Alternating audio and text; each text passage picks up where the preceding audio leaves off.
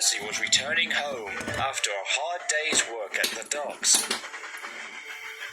He was tired and in need of a long rest. He was travelling along a route which he knew of.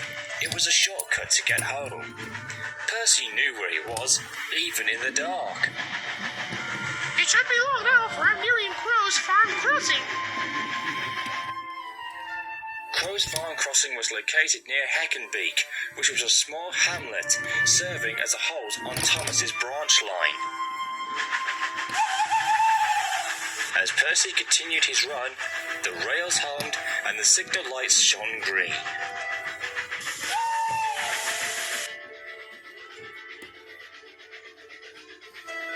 Then he heard a whistle that was not familiar to him, followed by a voice echoing in the darkness. Children, children. Percy was confused. He slowed down and whistled back.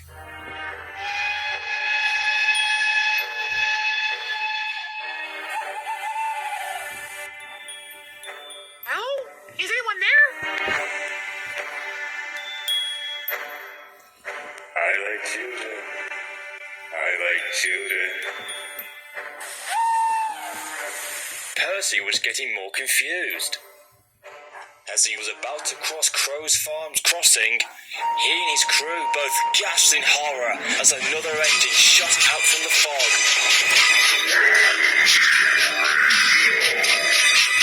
Percy wailed out, whistling long and loud as he closed his eyes, expecting a crash.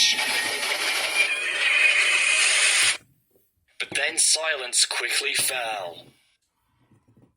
Cautiously, Percy opened one of his eyes as his driver and fireman looked out from opposite sides of the cab. No one was there. What in Satan's name was that? It looked like an engine, but that was no kind of engine, but it looked enough. That was a ghost train. It's not like the one that we were told about, but that was so realistic and terrifying. Then the driver paused. He began to remember something from long ago. Percy, remember the time I told you about the ghost story about the one that I saw the night before and was to be a pretend ghost on television? I'm just beginning to think that possibly. No, I'm not kidding here. I believe that now it was not a fake story at all. It was real. I was wrong. The ghost train was real. Percy's wheels shivered at the thought if his driver was believing the story that he had told him. But even he was starting to have second doubts about it.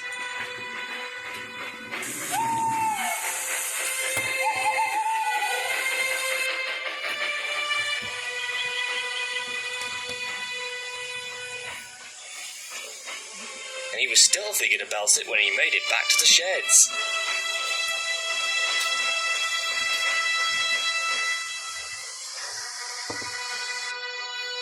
But just who was the mysterious and horrifying ghost engine that he and his crew saw?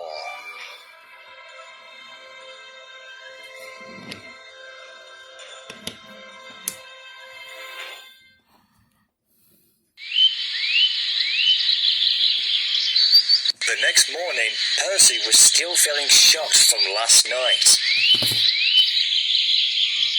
All day he kept on thinking about who the ghost train was, and whether or not his driver's story was really true or still made up.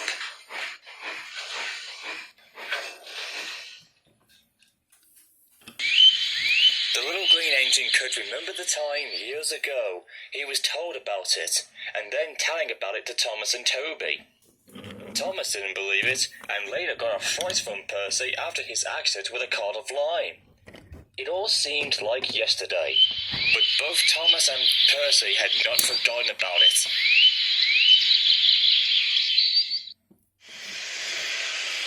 At the sheds, Thomas and Toby were being looked at by engineers. Outside, the weather had changed. The mist had come down, and it was crawling along the rails. At that moment, Percy puffed in after delivering the mail train. But Thomas could see that his friend was not looking his normal self. Percy, are you okay? Silas, you might find this crazy, but it's hard to believe. But I saw a ghost train. But it's not like any other. It's so scary and very demonic, as if it came from the underworld. And when I saw it, it was coming straight at me. And by the time I opened my eyes, it was gone. That's some story. And most of all over the top. A ghost train that looks demonic. That's mostly something you'd see out of a horror movie. Did you get a good view of it? What did he look like? I couldn't tell. It was happening so fast. Surely your mind was only playing a trick on you. Or perhaps you're remembering about the event years ago when you pulled off that ghost prank on me when you were pretending to be the ghost train from that made-up story your driver told you. That's just it, Thomas. Remember when my driver told me about that story? He now thinks that it's real. And the ghost train does indeed exist. Wait. This was all made up. And now years later, your driver's changing it to thinking it's real. Come on, Per. See, ghost stories are there for a reason. They're there to give us a scare and not like in scaring us to death or something.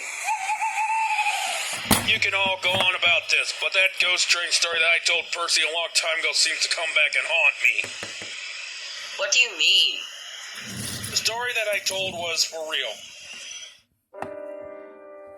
When I was looking through the documents of past accidents and incidents, I stumbled across one that had not been looked at in a very long time. The records showed about an engine who had a tragic crash and left behind a haunting story that was only have been recently told. The event happened a long time ago, way before Thomas, Percy, and Toby came to the railway. The train was taking passengers home when, according to the reports from the investigators, its brakes failed and the engine continued on going until it ran off the cliff, which was where the viaduct was built many years later. The engine crashed, killing everyone. But as the decades went by, witnesses claimed to have seen a ghost train running along the anniversary of its accident. Even I saw it, but I got a better look and saw its face. The engine had a very cold presence, one that I never felt before.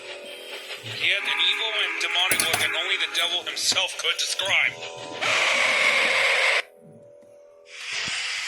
The engine had a number 0 on his side with 6 small wheels and was painted silver.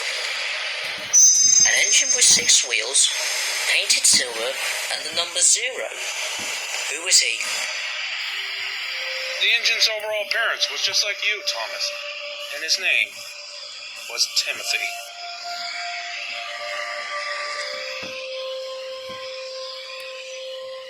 Why, bless my bell.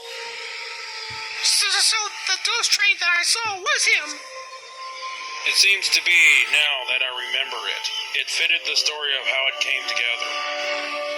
Timothy was an engine who looked like me? But I never saw him or ever met him before. How is this even possible that he can resemble me? No one replied. The shed had gone quiet. Thomas was still in a state of shock. Toby was confused, and Percy was left with so many questions flying around in his smoke box. The truth in finding out who the ghost train was had been told at last.